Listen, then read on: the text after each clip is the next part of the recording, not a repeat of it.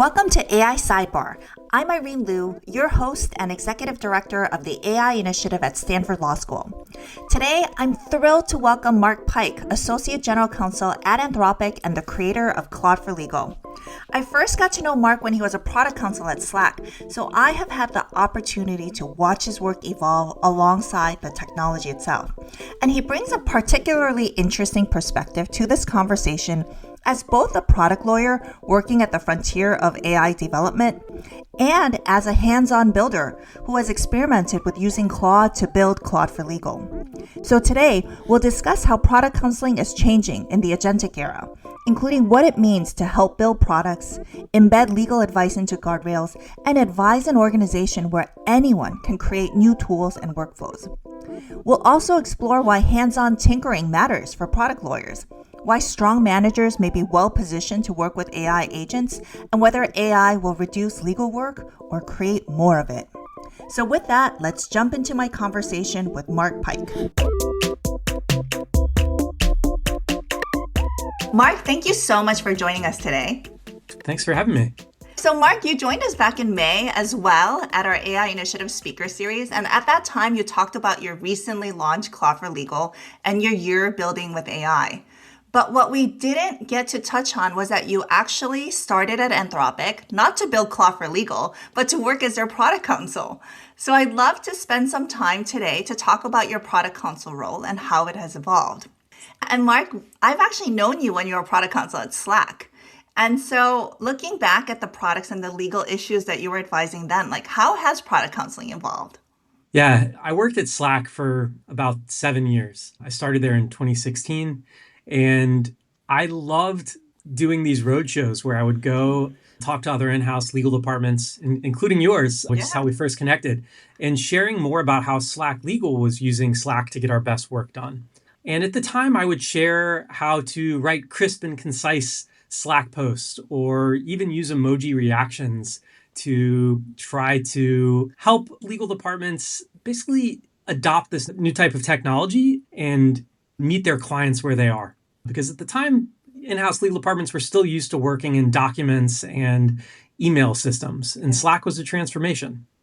I love the emojis, by the way. That made us more relatable to the business teams. Absolutely. And so they always feel like these whimsical, fun, creative ways of expression, but they were also ways to get good work done. Mm-hmm. You know, an eyeball emoji can say, I'm looking at this. And you can signal without having to write an email that said, I am looking into this. A green check mark can indicate to everybody on the thread that this has already been approved. You don't have to get up to speed. Mm-hmm. Versus in the before times, you'd have to read all 17 emails only to get to the last one to show that it's already been resolved. So these emojis are actually time savers. And that was like a big learning at the time. And it was one that I felt it was fun to share with other legal departments. And I had a really receptive audience. Something fun that we built at the time was the pat signal. This was a lamp that I had at my desk, and we had an emoji reaction that people could hit to suggest that something their colleague had worked on was inventive and innovative, and that we need to submit a patent application. And that would actually, I had a Wi-Fi connected light bulb that would blink at my desk.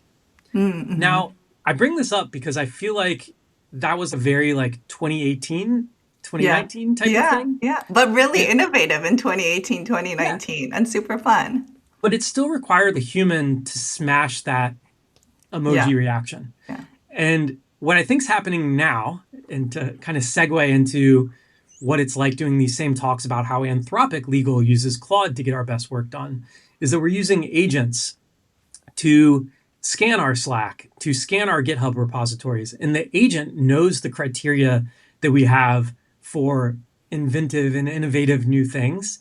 And Claude will suggest, why don't you submit a patent application for this? Mm-hmm. I still have a pat signal at my desk. I still have gadgets that are lighting up, but it's this new type of agentic work that's happening that I'm really excited about. Yeah. Mm-hmm. And so how has it evolved, though, from an issue standpoint? So obviously, you were always thinking about how to make sure that you relate with the business, that the business understands you, and you were building ways for them to find ways to reach you, either through Pat Signal, emojis, or through Slack itself. But how has it evolved at Anthropic, where everyone is building and there's so much different types of work at play versus one main core product? Yeah. So product counseling used to mean advising the product org. Yeah. Now, with things like Cowork or Claude Code, anyone can ship and build things. I'm non-technical, and I've become a product lead for Claude for Legal. In that new environment, it's requiring product counsel to understand where the new features are coming from and meeting your clients where they are. So it might not just be a traditional product org.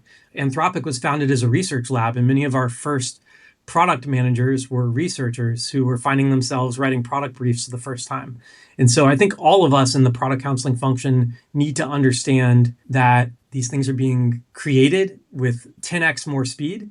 Agentic capabilities mean that Claude agents can work overnight to help make plans and ship new features. And you need to be getting further upstream to understand where these new launches are coming from, understand the motivations. And what I keep telling my own product legal team is 2026 is like, have your agents talk to my agent. So our legal advice needs to be discoverable so that the people that are building things can find that legal guidance and incorporate it as they're building these new features and functionality. You no longer have that traditional launch process on a 6 to 8 week basis with the type of roadmap sightlines that you used to. Yeah. So, let's just step back a little bit and talk about the traditional product counsel role. Like traditionally, when it was first formed back at Google, a lot of the times people describe that role as like the general counsel for the product. They're issue spotting all the issues and trying to figure out how they can help with the launch, and they're partnering with the product in that sense. Do you think that definition still remains? Is it still like a general counsel for a product, or is it even more in depth? I think all of the above. I still think that product counsel is acting as a bit of a miniature GC. I would encourage everybody listening to go check out a blog post that I think AMAC and Nicole Wong wrote about the first creation of the product lawyer back in the day at Google. And when I was in law school in 2006, it really wasn't a career that I knew existed. Yeah. And so I love the parallel to that, to any of your students at Stanford or anybody listening to this, thinking about the types of careers that are going to exist 5-10 years from now, because the role of the lawyer is evolving in the same way that it did back then, where the Google legal team had that innovative look at shifting and putting people closer to where the work was happening. And so what I do think has changed in being a product lawyer is that the work is happening quicker. And to be an effective product lawyer and that miniature GC who is setting your team up for success, you need to get closer to the work than ever. Yeah, and I think that's a really good point. Things are moving faster than ever. And like you said, oftentimes the product counsels, they partnered with the engineering teams and the PMs, the product managers. But in this age, are you becoming more embedded into those engineering and product organizations than ever before? Yes, a few ways that that's happening. One is that we've built more signals to understand what they're shipping and what their plans are. So again, our legal team has built agents to look at codes and understanding what we're developing and building, oftentimes prior to even receiving that concrete product brief. Other ways this is happening is build other types of tools. Just this week, I've started piloting a dashboard for my own team to get signal about our launch calendaring process. So in the before times, we would probably have a monthly or quarterly review with the product team. Yeah. And now we can do it more in real time so that we can meet the needs of a hypergrowth organization. And I've heard this from product lawyers at other similarly situated companies that you can no longer wait for that quarterly business review to understand and make plans, that you need to meet your clients where they are and understand what they're shipping. And that requires us to build tooling and solutions as well. And what's interesting, like we were discussing about this original role of the product council, is that they partnered with the product and engineering teams. But right now, what is happening is that everyone is a builder.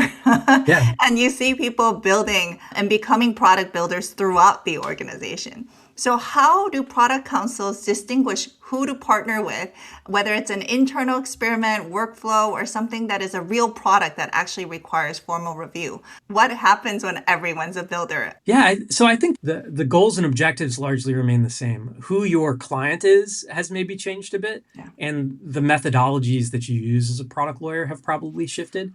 But at the end of the day, it's still the same thing. You're trying to understand what the business and product team's objectives are, what they're trying to ship, the solutions that they're trying to come up with, and you're helping them navigate potential legal risks and mitigate those and come up with creative solutions. And you're just having to do so on maybe a tighter turnaround time, or you're having to do so using new types of tools, but it's still the same type of thinking and it's the same human judgment that I think we bring to the table as the product lawyers or the miniature GC of the function. You're also having to bring in subject matter experts and synthesize information and be the translator. So I always say that product lawyers need to be able to speak legalese and translate it well enough for your clients to understand. And then going the other way as well, you need to understand at least enough about the product and the technical underpinnings to explain to other lawyers on the team what's going on so that they can set up the team with the right legal advice for the moment. And so as product counsels, obviously your core job is to support the product and engineering teams of the core products of the business.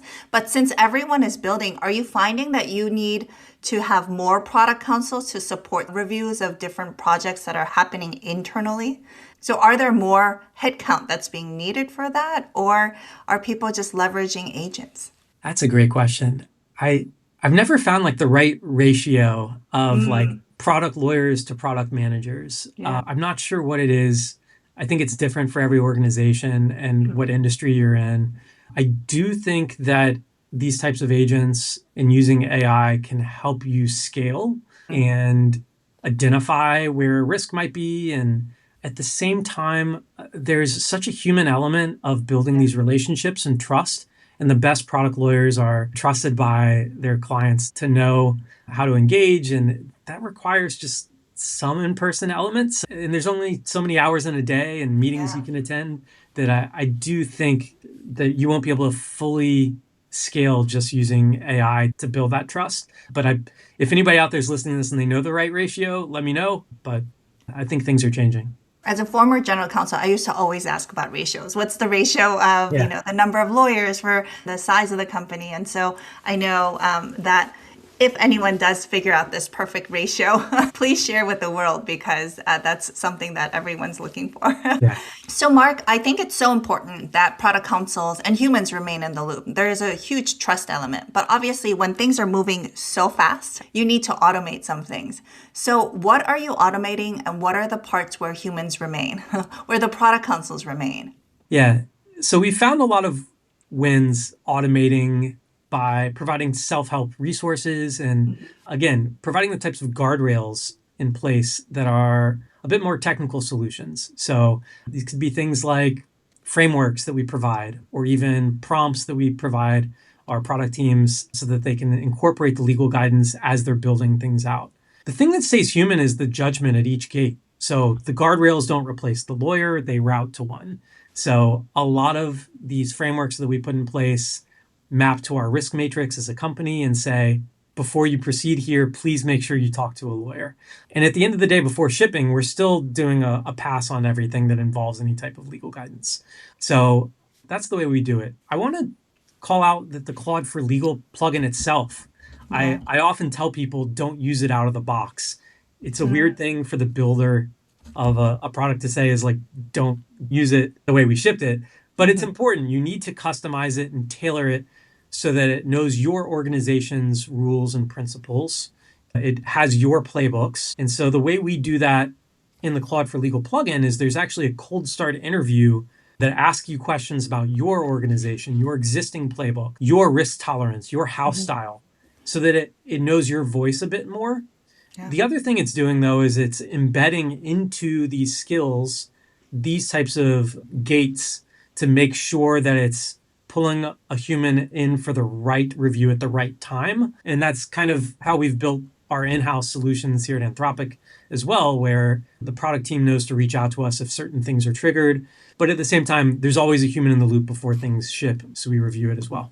Yeah, and definitely what I often say, building guardrails and frameworks, while it seems like it's a timely process, it actually helps speed things up instead of creating a bottleneck because it's predictable, it's repeatable, it's consistent. And so product teams, for example, know when to reach out to you because they're familiar. But there's an element of training probably that comes with that as well too. So what % of your time is also training folks on how to use these tools that you've built for them so that they can speed up their process? One way we help train our product clients is there's a launch calendar that we use. There's some internal tools that we encourage all of our product teams to use to send information out to cross-functional partners, not just legal, but our safety team, our security team, and others. And the first time they create a launch calendar entry, there's some like self-help milestone things that the tool itself trains them to do and encourages them to reach out to the right cross-functional partners at the right time.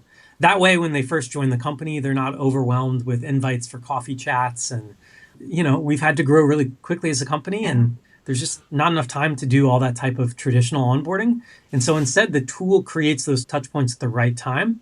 And as product lawyers, we know how to coach our newer product managers on how to work well with us.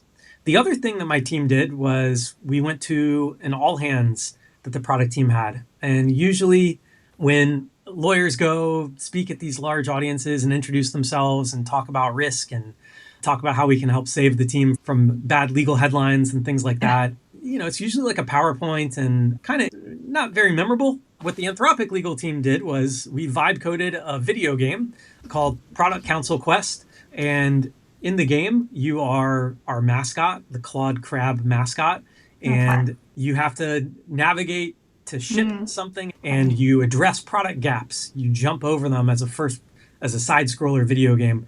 And it was so memorable. All the same points were in there. We showed them that we knew how their product worked by using Claude code to build a video game. And so we earned their trust. We use some sense of humor, and it just sort of fits into my approach to these things. Yeah, where, it makes you relatable. It's relatable, it's memorable, and it's human. It's like showing up for your clients to let them know that we're all in this together and we're trying to create great product experiences. And as lawyers, we see the value in them. In fact, a non-technical person can build a video game. So yeah. Well, I love that because at our sales all hands in the past, when our commercial counsels presented, when I was a general counsel of a few tech companies, I had one company where our commercial counsel team was so creative and they would sing these really fun Disney type songs and make it sales related, or they would make cartoons. We would literally build characters of cartoons of our executive team members and really showcase what to do, not to do, but really made it fun and engaging so that the teams will listen and find us fun and that we're easy to approach and that we're fun to work with. And I think that level of trust, whether you build it through singing, cartoon, or video games, I think that's something that's really important to do to make sure that the business teams know that you are there for them and that you're relatable, that you're easy to approach.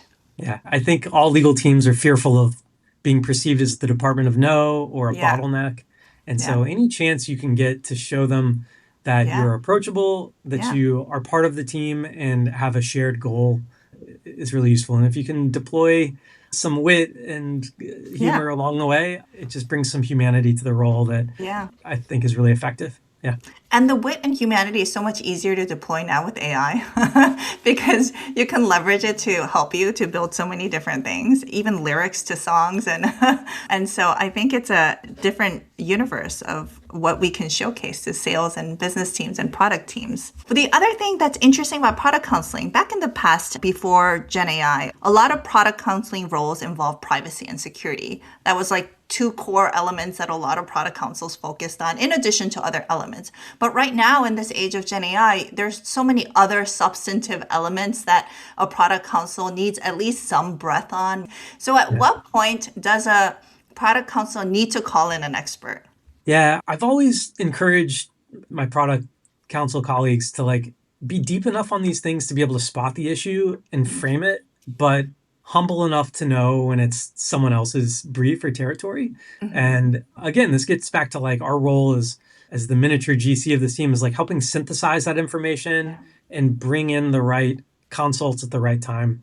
But you're right. I think privacy and security have always been some of the areas where you would need to go deep on these things. But in the era of AI, there are more and more considerations here. Yeah. And so I'm finding that I'm needing to call in consults from, as you mentioned, national security lawyers, AI governance specialists, our commercial teams, IP, you name it. We talked about miniature GC. I also feel like being a product lawyer is oftentimes this hub and spoke coverage. Yeah. And I feel like there's more spokes than ever, but the role remains the same. You're still the hub there, but you need to know how to pull in the right people, and you need to be adept and versatile enough to be able to understand, again, when to be humble and bring in others and set them up for success. Yeah. Do you find that the translation layer is a little bit easier with the increasing number of spokes because of the fact that you can probably do a cursory deep research of the issue beforehand to get educated before you pull in the expert? Are you doing more leveraging of AI on substance before you pull in experts? I definitely use AI as a tool to just get a little bit more steeped in the matters, or like almost like a Socratic teacher about things. Again, at this point in my career, I know enough about what I don't know, which is quite a lot. And so I'm not shy about using AI to like tease things out and be like, I think this is something. Can you help me understand the different types of ways this might go and help me understand the decision tree a bit more, which helps me then set it up for the consult or know the right questions to ask of my colleagues. But I try not to over rely on AI in that spot as well. But I do think there's people probably in smaller teams who might not have the benefit of having a fully fleshed out legal department with all these types of specialists. And I do think it can be useful in identifying outside counsel and, again, prepping you to know the right questions to ask of outside counsel to skip ahead a little bit in the process. So, yeah, I think it's an empowering tool to help accelerate and get to the right place. Yeah, I'm sure law firms love your response because you're saying call them in. And I think that's right. Yeah. Call them in when the expertise is beyond your depth. And there's absolutely. a lot of spokes where we really need their help. And so law firm jobs are not going away. No, I think this is going to help with issue spotting more than ever. And I think it also can, if used the right way, and hopefully in a collaborative way with outside counsel, just skip things ahead a little bit. So I'm finding that one way I've done this is I will use AI to write the shape of the memo that I know I need to provide back to my executive team. I send it to outside counsel and say, look, this is the shape of things I want to go. Can you please comment on this and get it to a better place based on the subject matter expertise? But this is the style of guidance that I'm looking to create. And so, in the before times, I would get back, it would be a couple of days of back and forth with outside counsel, resulting in a 10-page memo that I then have to do the step of distilling into one page. I think we can skip over some of that, maybe. That's the hope.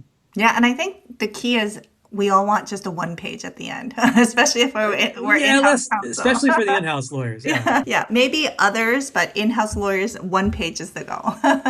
So the other thing with product counsels, in addition to trying to build trust, I'm sure you need to have some technical credibility as well. Do you feel like that's becoming ever more important? And what level of technical fluency is actually needed to get that trust and credibility within the organization as a product counsel? Yeah, it's extremely important. I don't think that simply vibe coding or like using these tools without understanding what's going on underneath them is going to get you far enough.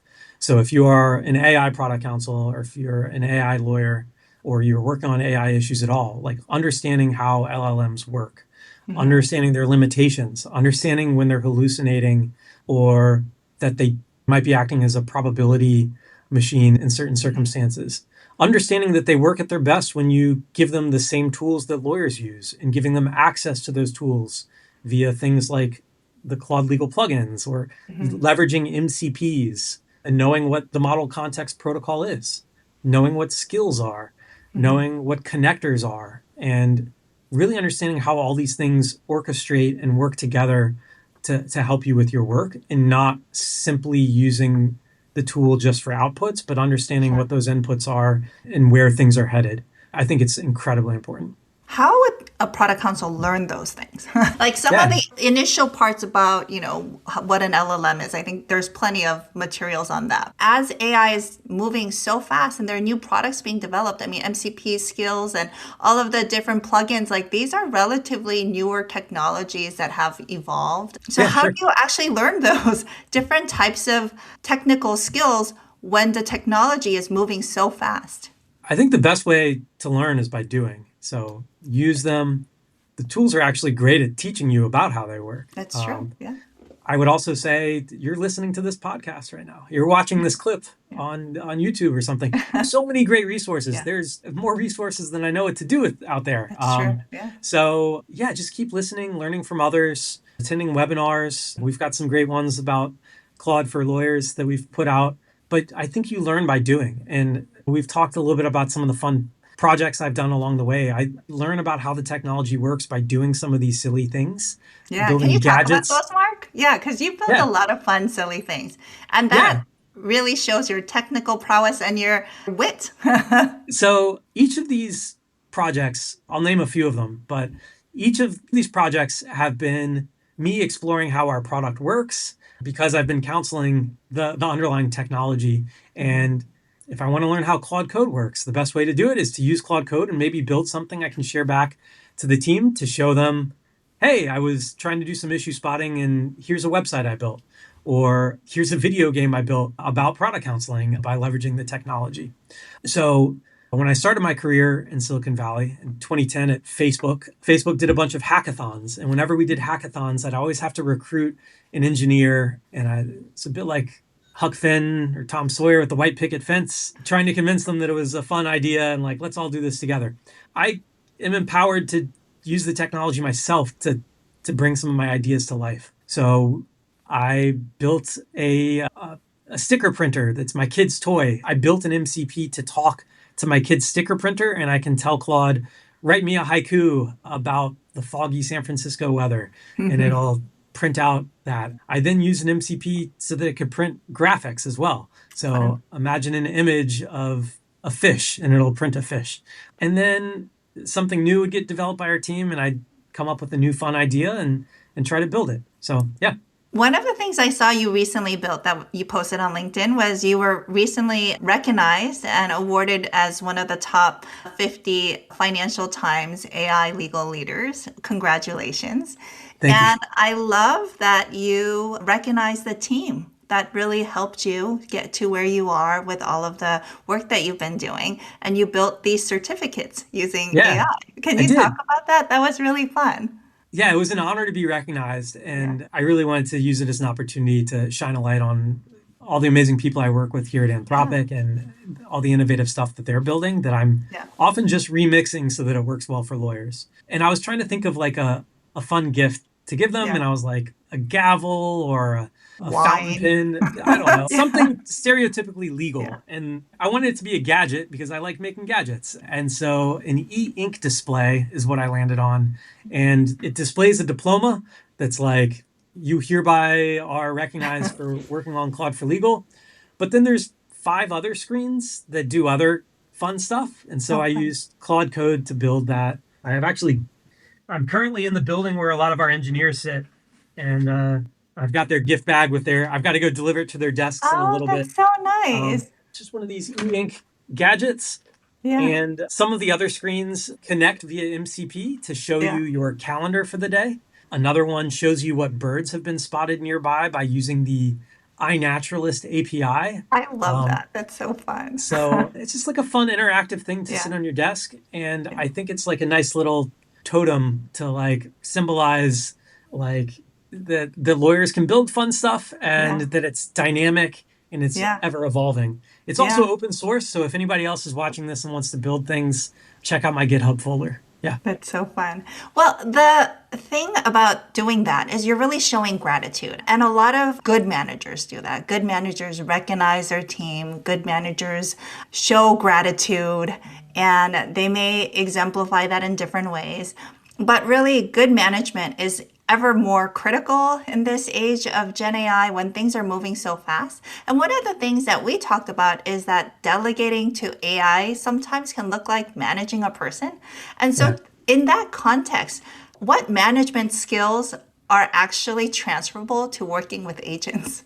Are you showing gratitude to agents? I definitely thank Claude and express gratitude on a regular basis. Every now and then I get a little frustrated with Claude Yeah. as well, which apparently is not the best way to treat AI, but I do try to express gratitude. And I think you're spot on that being a good manager and having good management skills is such an effective way of getting the most out of AI. Context setting. So starting things off, providing your AI tools with all the information that it needs to do a good job and understand what your objectives and goals are. Scoping asks, you know, review this NDA against our standard positions beats help with this contract. Like the same way that you would want to provide maybe a first year associate or someone on your team, you really need to scope the request appropriately. Reviewing work product, so keeping a human in the loop, you don't just rubber stamp everything. And then creating feedback loops, like providing fair critiques, not just repeating the ask, but like steering it in the right direction and creating that recursive loop of how to improve. These are all things that resemble management skills, delegation, and then, yeah, I think gratitude at the same time so that you get that positive reinforcement, you get those better results. And do you get better results with showing gratitude to AI? There's been research saying that if you do say things politely or mention the thank yous, you might be able to get better results. Have you found it to be true? Anecdotally, yes. I think there's also some research showing that. I know it's something that's of interest to our research team as well. And yeah, you don't want to spook the AI or like cursing is probably not a great habit. It also can probably seep out beyond just the interactions with AI. So it's just not a good habit to fall into. Yeah. So be a good human and a good manager with your I think AI. that's a good rule of thumb. Like just be a good person overall. Yeah, that's just like a good rule of thumb in the game of life. Yeah. Yeah, definitely. Obviously, there's a lot of questions about will there be lawyers? Will there be enough work? And some have suggested that as AI lowers the cost of certain legal tasks, companies may identify more issues, pursue more transactions, and ask for more legal analysis, creating more demand. There's some people thinking that it might create less demand.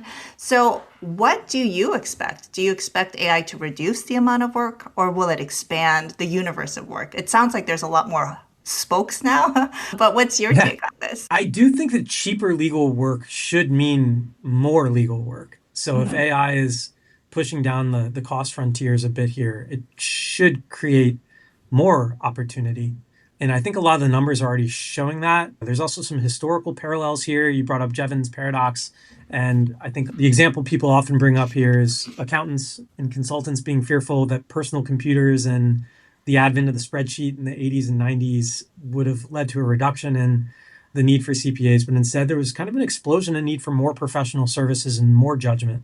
The other thing I'd call out here is so many people with unmet demands for help and legal services. And so the access to justice angle here is very important for those of us that have worked on Claude for Legal. I've really appreciated hearing from the community here on the need for more of these types of tools to help people understand their rights. Something like 80% of people are I believe it's in civil matters are showing up without lawyers. And I just feel like there's a huge opportunity here for the legal profession to expand who is able to receive the best legal advice. So that's my hope. And that's what I think the numbers are starting to show.